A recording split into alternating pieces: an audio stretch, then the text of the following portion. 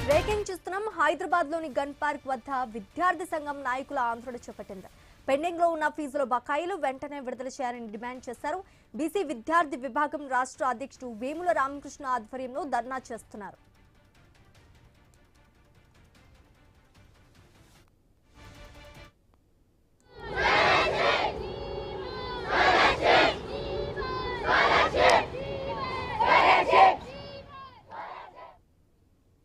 హైదరాబాద్ లోని gun park వద్ద విద్యార్థి సంఘం నాయకులు ఆందోళన చేపడుతున్నారు. పెండింగ్ లో ఉన్న ఫీజుల బకాయిలు వెంటనే విడుదల చేయాలని డిమాండ్ చేస్తున్నారు. ఇక ఇదే అంశానికి సంబంధించి పూర్తి డీటెయిల్స్ మా ప్రతినిధి ఉదయ్ లైవ్ ద్వారా అందిస్తారు. ఉదయ్, చెప్పండి. మనం చూస్తున్నాం, ఈ రోజు కాలేజీలు కూడా బంద్ ప్రకటించారు. వెంటనే ఫీజు బకాయిలు విడుదల చేయాలని డిమాండ్ చేస్తున్నారు కూడా విద్యార్థులు. దీనికి సంబంధించి పూర్తి డీటెయిల్స్ ఏంటి? శ్రీజ, విద్యార్థులకు సంబంధించిన పెండింగ్ బకాయిలను వెంటనే విడుదల చేయాలని చెప్పేసి విద్యార్థులంతా కూడా ఈరోజు ధర్నా నిర్వహించారు.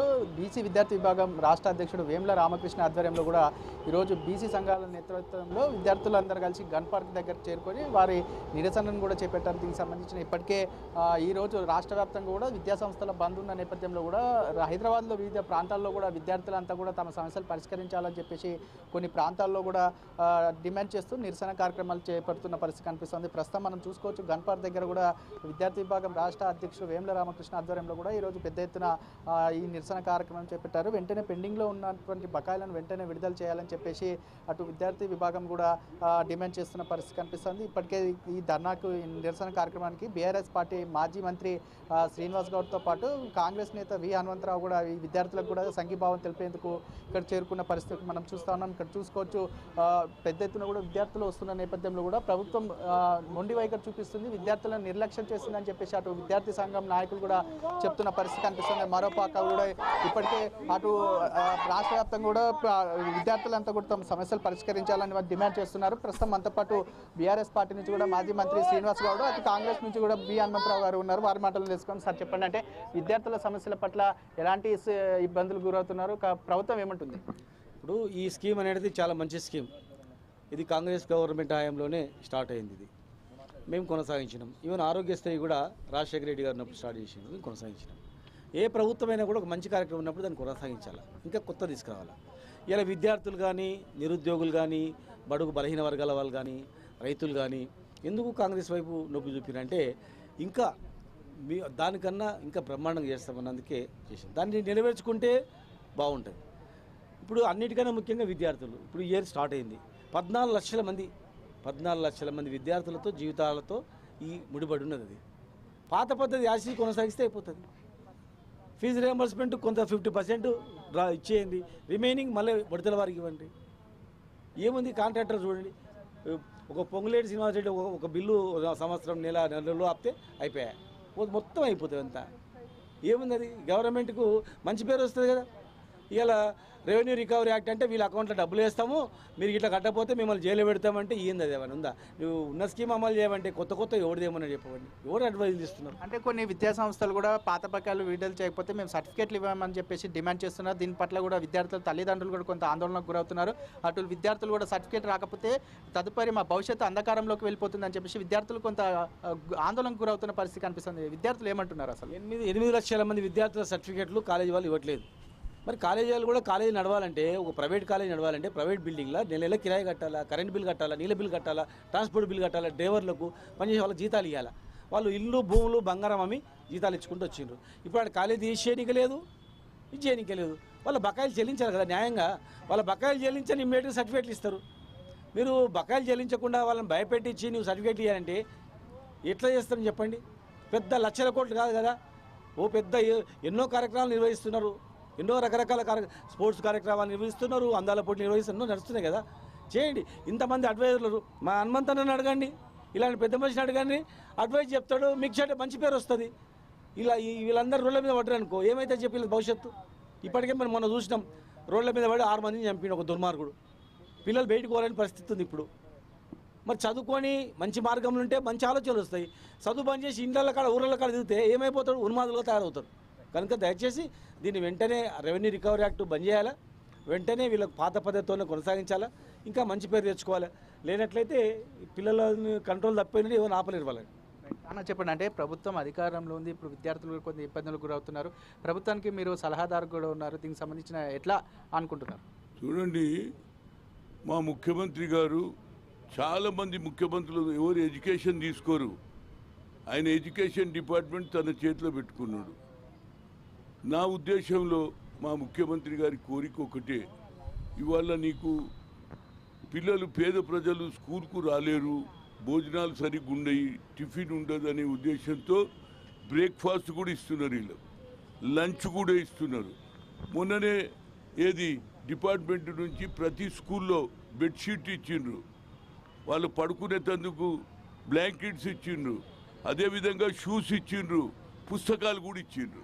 మరి ఇది ఒక్కటి చేస్తే, ఎందుకంటే పిల్లలందరూ ఇళ్ళల్లో గతంలో ఏముంటుండే, గొర్రెలు కాస్తోడు గొర్రెలు కాస్తుండే, బర్రెలు కాస్తోడు బర్రెలు కాస్తుండే, కానీ ఇవాళ మేము గొర్రెలు గాయం, మేము బర్రెలు గాయం, మేము కూడా చదువుకుంటాం అంటున్నా లేబేటే, చదివే ముఖ్యం అంటున్నారు. ఎందుకంటే మహాత్మా జ్యోతిరావు పూలే 18th సెంచరీలో చెప్పిండు, చదువుకుంటేనే మీ భవిష్యత్ అని. సావిత్రిబాయి పూలేతో స్కూల్ పెట్టించిండు. అదే ఆలోచనతో మా బాబాసాహెబ్ అంబేద్కర్ బ్యారిస్టర్ ఈ దేశానికి రాజ్యాంగం రాసిండు. తెలంగాణ రావడానికి కూడా కారణం ఎవరు? ఆర్టికల్ 3 వల్ల వచ్చింది. కనుక నా ఉద్దేశంలో ముఖ్యమంత్రి గారు అన్ని మంచి పనులు చేస్తూ స్పోర్ట్స్ సిటీ అంటున్నావు. అంటే మీరు విద్యార్థి సంఘం నేతల నుంచి కూడా ఎదుగుతూ వచ్చారు. ఈరోజు ప్రభుత్వం మీద ఉన్న కూడా విద్యార్థుల సమస్యల పట్ల మీరు ముందుకు వచ్చి కూడా ఈరోజు ప్రభుత్వానికి ఒక సలహా కూడా ఇవ్వబోతున్నారు. సలహా కాదండి, ఇంప్లిమెంట్ చేయమని అంటున్నారు. సలహా అయిపోతుందా?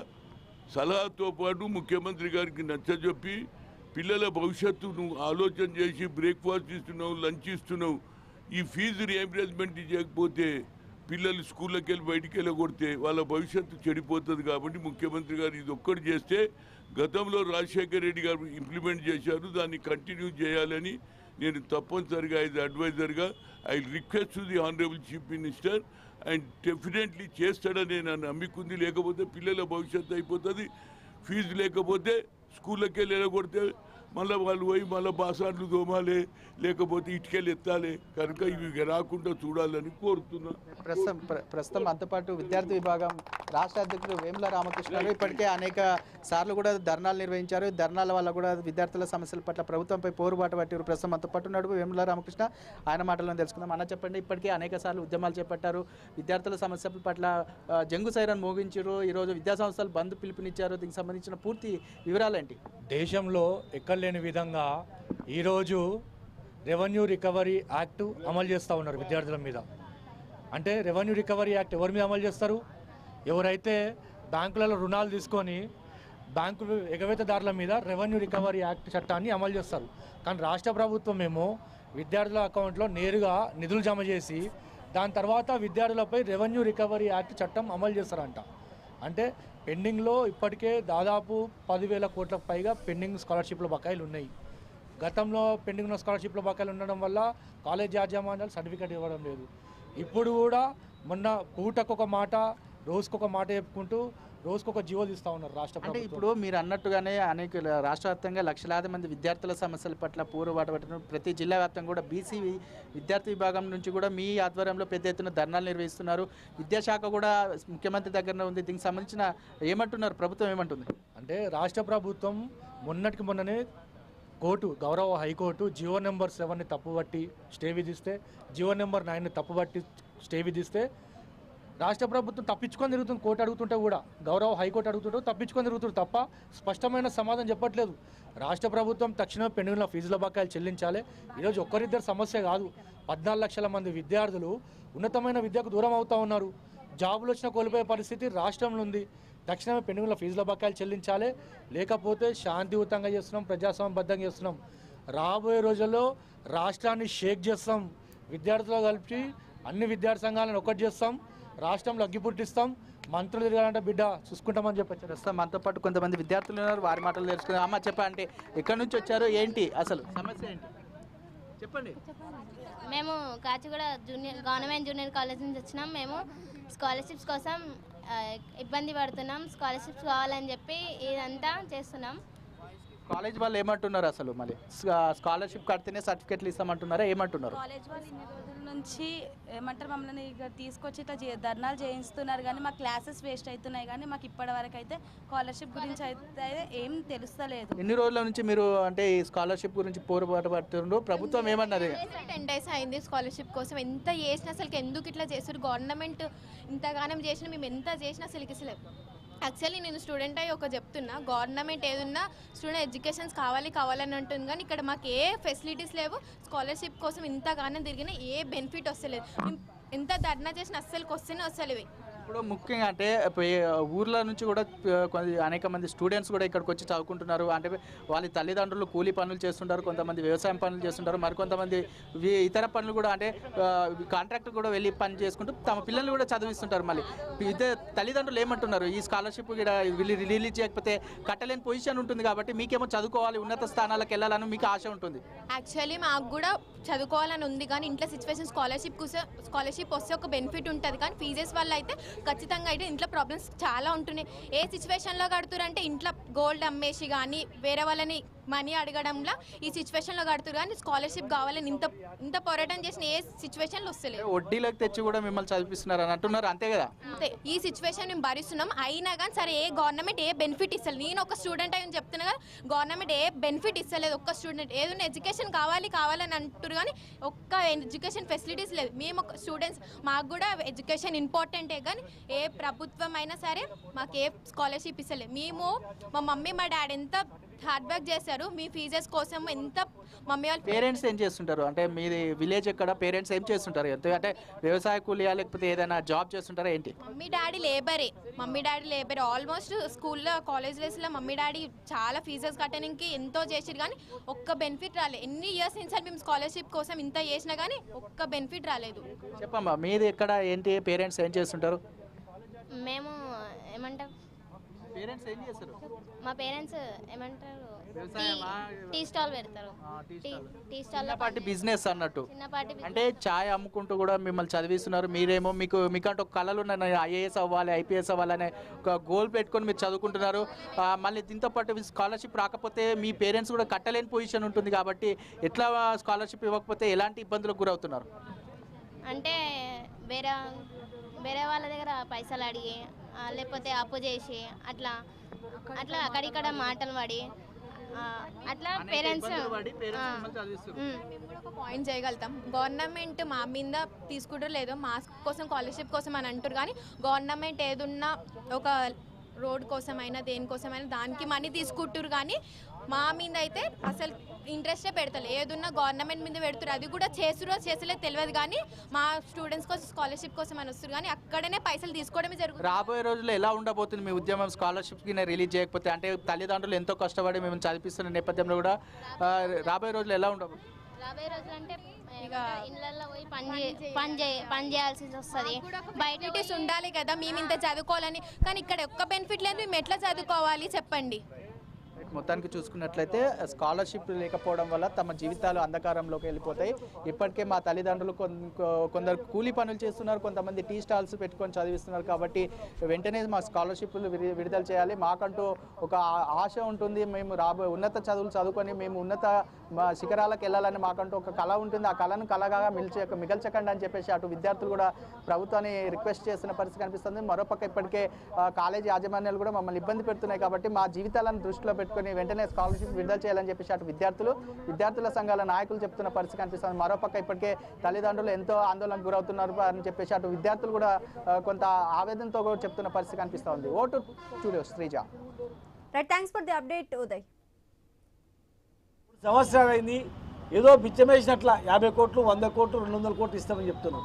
ఇలా 11,000 కోట్ల రూపాయలు బాకీ ఉన్నాయి. ఇప్పుడు విద్యా సంవత్సరం స్టార్ట్ అయింది. విద్యా సంవత్సరం స్టార్ట్ అయితే యథావిధిగా వాళ్లకు అవకాశాలు ఇవ్వాలి చదువుకోవడానికి.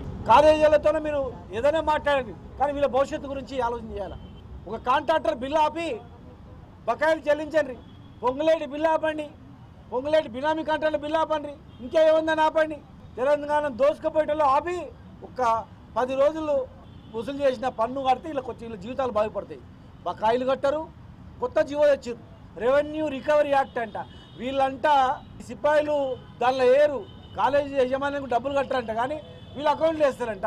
మీరు ఇట్లా తింటే మీ మీద దావుద్ ఇబ్రాహీం, విజయ్ మాల్యా, తర్వాత నీరవ్ మోడీ, లలిత్ మోడీ బ్యాంకు లూట్ చేసిన వాళ్ళ మీద పెట్టినటువంటి రెవెన్యూ రికవరీ యాక్ట్ వీళ్ళ తల్లిదండ్రుల మీద పెడతారంట.